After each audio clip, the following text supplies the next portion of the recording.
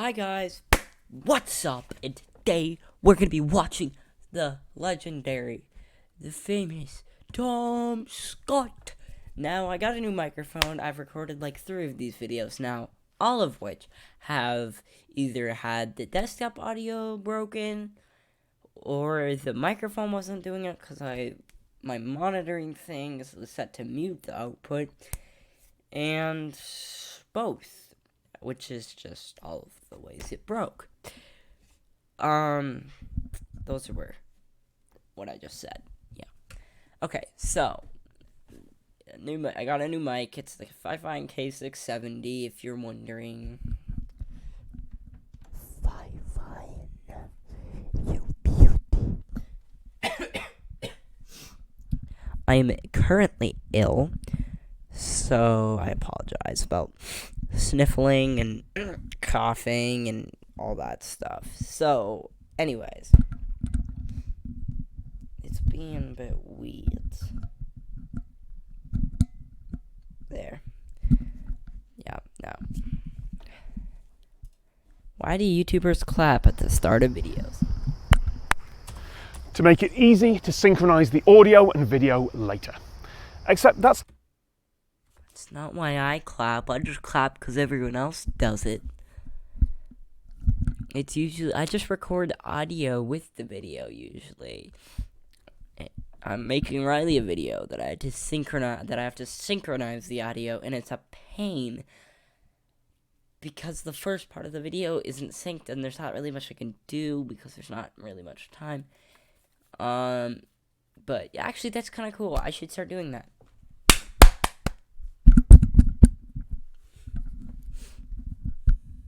Here. And for all those audio nerds, if you want to know, I'm recording this audio in 128 kilobytes a second. So if you were curious about that as well, by the way, I just like making ASMR noises because I can hear myself.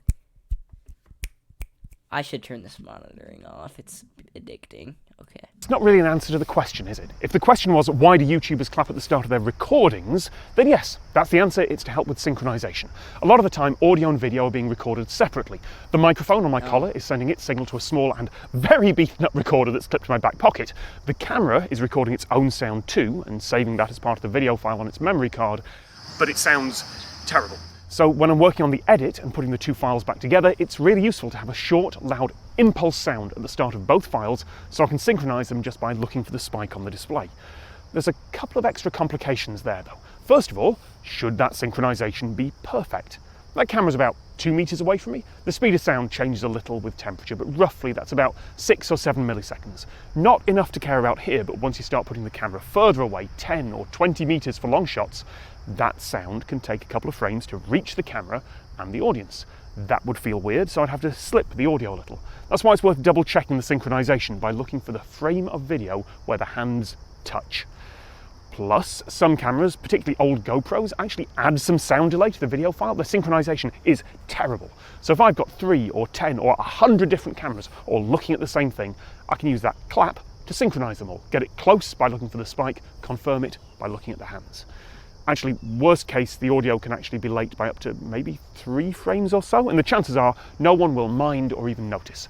Actually, the sound on this video has been 3 frames late ever since I cut back this shot of me. If you did actually notice, well done, I'll put it back to normal now. I suspect that works because brains are used to correcting for small speed of sound lags, for people shouting. Yeah. I hate audio. Audio equipment's cool. I just hate setting up audio on OBS because it always breaks before my stream. I was going to stream earlier, but it wouldn't work because my SSD kept going to 100% usage. And then I had to close Steam because it was installing something. And even when I paused it, it was being stupid. But that's irrelevant right now. We're not going to talk about that. So, get back to the video. From a distance, but that's just speculation. I can't actually find any research to back that up. And because the viewer might have things like a cheap external soundbar and a television that adds more lag, it's best to synchronize as close as you can. If the production's got a high budget, they might use a clapperboard instead. That means the editor has a record of which file is which take of which scene at the start, and they can sync up the audio at the same time.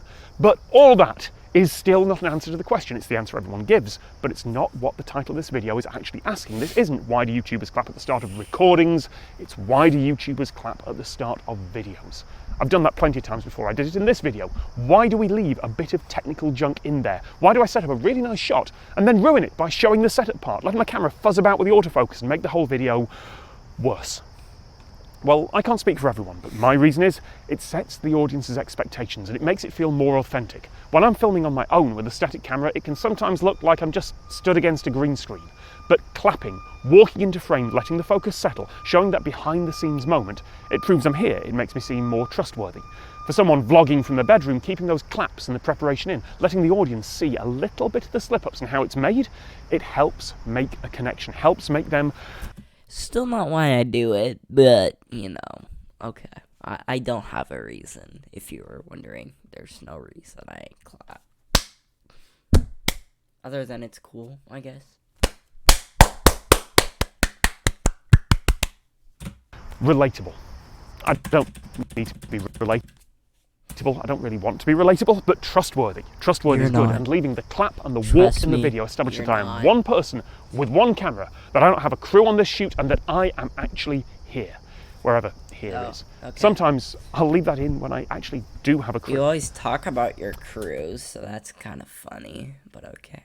It's all about the aesthetics. Showing that setup, leaving that synchronization clap in, it's about fitting the message to the medium, planning not just what you want to say, but the subtext of how you say it, and handling all the subtle cues that connect performer to audience and say, it's okay, you can trust me.